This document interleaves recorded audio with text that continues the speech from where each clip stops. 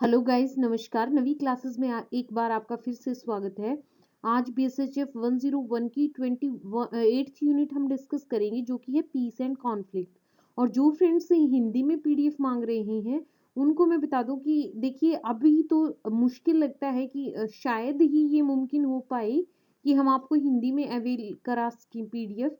लेकिन ये है कि अगर आप हिंदी में पढ़ना चाहते हैं तो मैं आपको कोशिश करती हूँ कि जो भी क्वेश्चन हम डिस्कस करते हैं अपनी वीडियोस में, उनकी साथ-साथ हिंदी बता दूँ, तो ऐसे जो स्टूडेंट्स हैं, वो यहाँ से अपना कवर कर सकते हैं। तो चलिए स्टार्ट करते हैं इस यूनिट का डिस्कशन। वेरी फर्स्ट क्वेश्चन जो है 28th यूनिट का, ये है the Westphalia treaty was signed in the year. आपको बताना है कि किस वर्ष में वेस्टफेलिया संधि पर हस्ताक्षर की गई थी। चार विकल्प आपके पास हैं। फर्स्ट है 1642, सेकंड है 1648, थर्ड है 1654 या फोर्थ 1660। आपको बताना है कि किस सन में वेस्टफेलिया संधि पर हस्ताक्षर किए गई थी। तो इसका सही जवाब जो है वो है आपका ऑप्शन बी 1648 में। 1648 में वेस्टफेलिया ट्रीटी पर साइन किए गए। जो ये वेस्टफेलिया ट्रीटी है, वेस्टफेलिया की संधि ने पोप को या बोले पवित्र रोमन जो साम्राज्य के सार्वभौमिक अधिकार को समाप्त कर दिया। बढ़ते हैं क्वेश्चन नंबर सेकंड की तरफ। The overpowering domination often described as hegemony has largely facilitated which of the following developments। आपको इस क्वेश्चन में बताना है कि जो अत्यधिक वर्ष मतलब कि जो ये थी ओवरपावरिंग डोमिनेशन, इसने बड़े पैमाने पर निम्नलिखित में से कौन सा विकास किया है। चार विकल्प आपके पास हैं। ऑप्शन ए है disintegration of Soviet Union, Soviet संघ का विघटन। Option B is loss of politically bargaining power by the communist powers, communist शक्ति द्वारा राजनीतिक रूप से सौदेबाजी की शक्ति का नुकसान। Option C is the declining solidarity of the third world countries, तीसरी दुनिया जो है, थर्ड वर्ल्ड कंट्रीज जो हैं, उनके देशों की घटती एकजुटता। या option D all of the above are correct, कि उपरोक्त सभी जो हैं वो सही जवाब हैं। तो देखिए, इसका ऑप्शन डी ही करेक्ट है। उपरोक्त जो दिए गए हैं वो सभी इसके सही जवाब हैं, क्योंकि द ओवर पावरिंग डोमिनेशन जो है, इसमें सब चीजें ये शामिल है कि इसकी वजह से ये इस अफेक्ट्स जो हैं वो इस पर पड़े देखने को मिले हैं। Disintegration of Soviet Union, Soviet संघ जो है उसका विघटन हुआ। कम्युनिस्ट जो शक्तियां हैं उनके द्वारा राजनीतिक रूप से सौदेबाजी की शक्ति का नुकसान इससे हुआ। और जो थर्ड वर्ल्ड कंट्रीज जो हैं उनकी एकजुटता भी घटी। क्वेश्चन नंबर थर्ड है peace studies does not focus on dash level of analysis, कि शांति अध्ययन जो है वो किस विश्लेषण के स्तर पर ध्यान केंद्रित नहीं करता है। आपको बताना है किस विश्लेषण पर ध्यान वो केंद्रित नहीं करता। Option A is global level पर, वैश्विक स्तर पर। ऑप्शन बी इज इंटरस्टेट यानी अंतरराज्यीय। ऑप्शन सी इज व्यक्तिगत यानी इंडिविजुअल। या ऑप्शन डी डोमेस्टिक घरेलू स्तर पर। तो इसका सही जवाब जो है वो है आपका answer B, option B interstate. Peace study जो है वो इंटरस्टेट लेवल पे फोकस नहीं करता है। बढ़ते हैं नेक्स्ट क्वेश्चन की तरफ। Question number 4 is which article of UN charter provides that all the sovereign states should enjoy equal status in the Committee of Nations to treat all human beings irrespective of their citizenship as equal। इस question में आपको बताना है कि संयुक्त राष्ट्र charter के किस अनुच्छेद में कहा गया है कि सभी संप्रभु राज्यों को सभी मनुष्यों को अपनी नागरिकता के बावजूद समान मानने के लिए राष्ट्रीयों की समानता में समान दर्जा प्राप्त करना चाहिए। चार विकल्प हैं आपके पास, चार अनुच्छेद दिए गए हैं। आर्टिकल 1, आर्टिकल 2, आर्टिकल 8 या आर्टिकल 13। तो इसका सही जवाब जो है वो है आपका option B, article 2।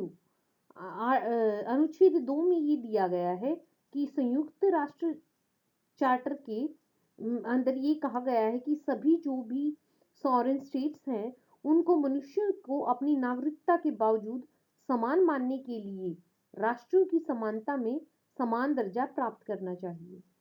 Question number 5 is which among the following is not a permanent member of United Nations Security Council?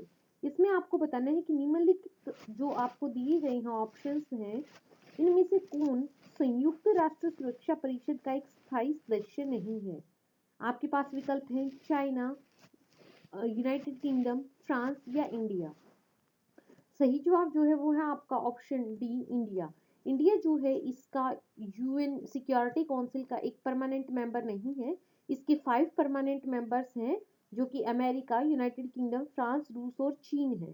तो आपको इसके ये पांचों के पांचों 5 सिक्योरिटी जो काउंसिल के परमानेंट मेंबर हैं, आप उनके नाम याद कर लीजिए क्या क्या है।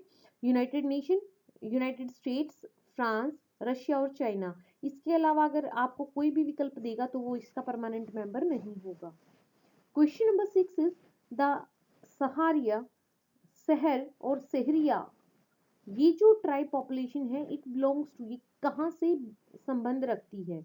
Option A Baran district of Rajasthan, Rajasthan के 12 जिले से। Option B is Guna district of Madhya Pradesh, Madhya Pradesh के गुना जिले से। Option C is Morena district of Maharashtra, Maharashtra के मुरैना जिले से, या इन सब से।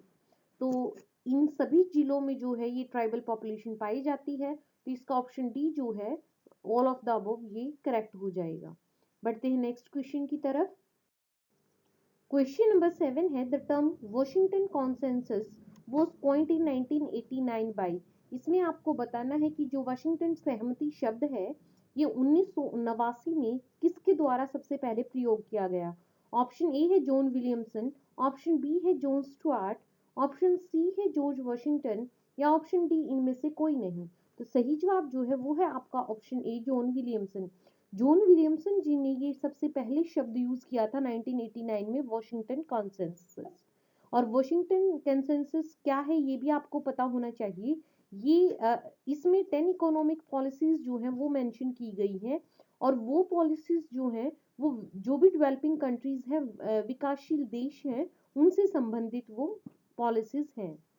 क्वेश्चन नंबर 8 है which of the following statements is और are correct regarding the structural adjustment programme. इसमें आपको बताना है कि स्ट्रक्चरल एडजस्टमेंट प्रोग्राम से संबंधित कौन सा कथन जो है वो सही है। ऑप्शन ए कहता है कि it comprises the reform measures promoted by IMF, world bank, US Congress etcetera. तो कि ये जो है इसमें आईएमएफ, विश्व बैंक, अमेरिकी कांग्रेस द्वारा प्रवर्तित सुधार उपाय शामिल हैं। ऑप्शन बी कहता है it aimed to address the economic crisis specially in Latin American countries, कि इसके अंतर्गत जो है इसका उद्देश्य विशेष रूप से लैटिन अमेरिकी देशों में आर्थिक संकटों का सामना करना है, मतलब समाधान करना है।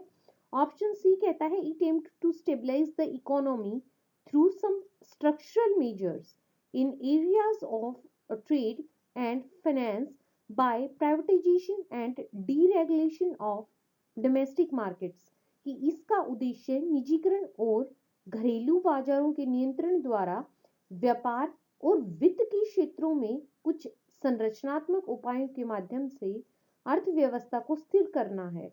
ऑप्शन डी कहता है all of the above are correct, उपरोक्त सभी जो है वो सही है। तो इसका सही जवाब भी आपका ऑप्शन डी है, क्योंकि ए बी सी तीनों ही विकल्प जो है वो स्ट्रक्चरल एडजस्टमेंट प्रोग्राम के रिगार्डिंग बिल्कुल सही है। बढ़ते हैं क्वेश्चन नंबर 9 की तरफ। Which of the following major world summits is not correctly matched with the place and year it took place. इसमें आपको बताना है कि जो भी आपको समिट कुछ दिए गए हैं वो अपने ईयर से सही मैच जो नहीं खाते, या जगह जहां पर वो हुए उससे सही मैच नहीं खाता है, वो पेयर आपको पिक करके बताना है। ऑप्शन ए कहता है कि जो अर्थ समिट हुआ था वो रेड जेनेरियो में 1992 में हुआ। ऑप्शन बी कहता है कि ह्यूमन राइट्स जो है ये वीना में हुआ 1993 में। ऑप्शन सी कहता है कि ह्यूमन सेटलमेंट या हैबिटेट सेटिंग जो है वो न्यूयॉर्क में 1990 में हुआ। ऑप्शन डी कहता है पॉपुलेशन एंड डेवलपमेंट जो समिट था वो कायरो में 1994 में हुआ। तो आपको गलत ऑप्शन पिक करना था कि जो करेक्टली मैच नहीं है वो है आपका ऑप्शन सी, क्योंकि ह्यूमन सेटलमेंट हैबिट या फिर हैबिटेट सेकंड कहीं वो न्यूयॉर्क में 1990 में नहीं, बल्कि वो इस्तांबुल तुर्की में हुआ था और 1996 में हुआ था। तो आपसे कुछ और ऑप्शंस के बेसिस पे भी क्वेश्चन पूछे जा सकते हैं। तो इन सभी समिट्स के आपको ईयर और जगह पता होनी चाहिए, क्योंकि ये बहुत ही इंपॉर्टेंट समिट्स रहे हैं। बढ़ते हैं नेक्स्ट क्वेश्चन की तरफ। Question number 10 is, who among the following suggested that the basic challenge in globalization lies in the dominant role of US? इसमें आपको बताना है कि निम्नलिखित में से किसने सुझाव दिया कि वैश्वीकरण की मूल चुनौती अमेरिका की प्रमुख भूमिका में है। तो ऑप्शन ए है हेनरी किसिंजर, ऑप्शन बी है फ्रांसिस फकुयामा, ऑप्शन सी है लेरी इलियट एंड ऑप्शन डी है कार्ल ड्यूच।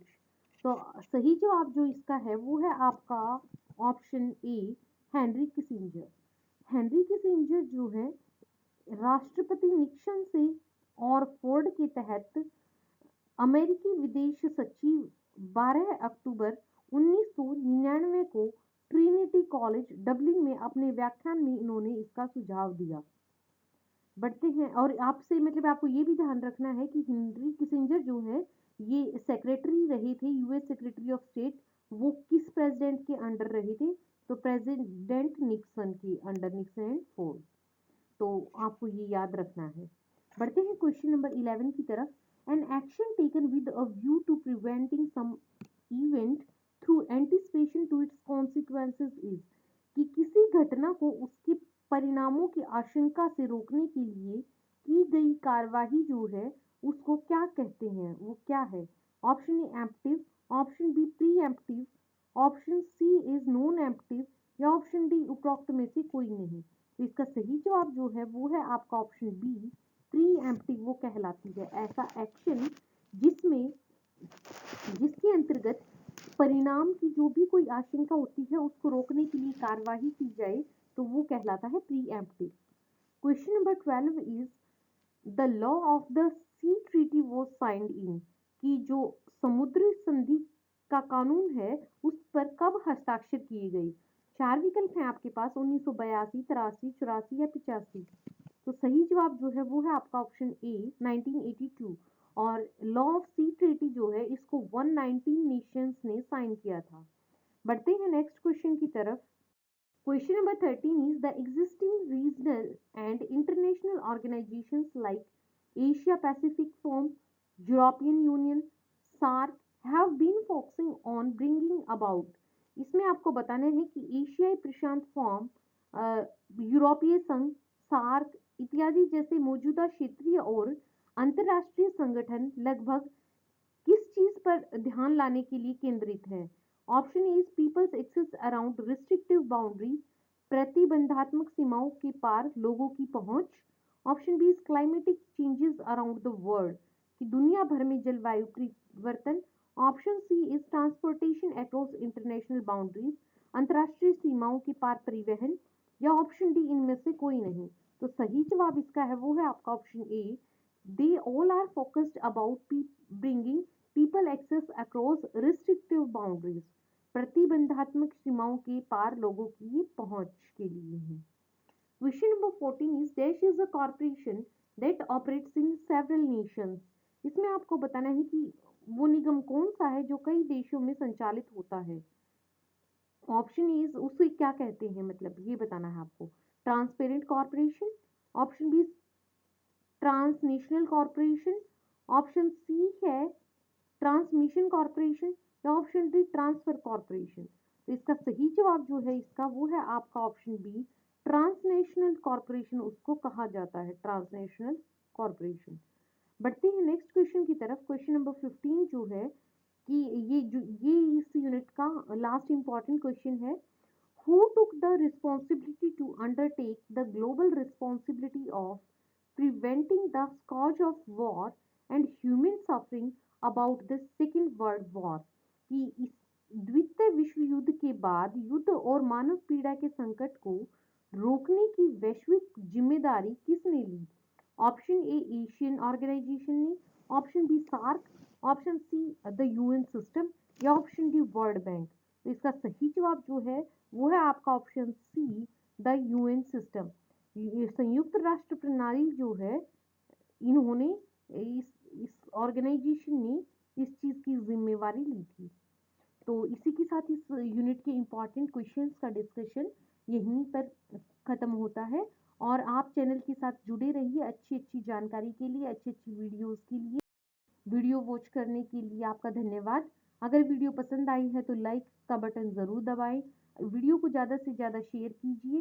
चैनल को सब्सक्राइब नहीं किया है तो सब्सक्राइब कर लीजिए।